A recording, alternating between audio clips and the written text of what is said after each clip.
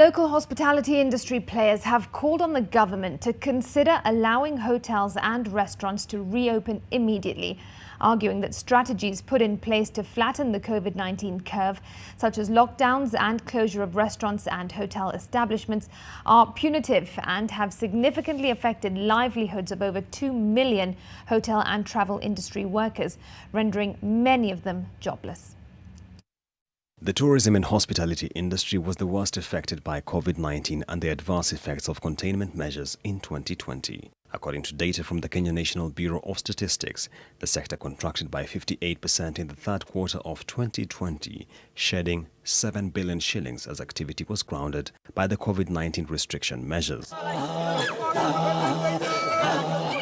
Some stakeholders now say the sector is facing imminent collapse if nothing is done to reverse the current restriction measures. Over 2 million people are employed within the tourism-related businesses in Kenya.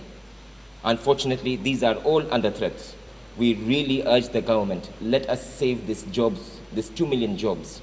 Allow international and domestic traveling to continue with either a negative PCR certificate or a negative rapid antigen certificate.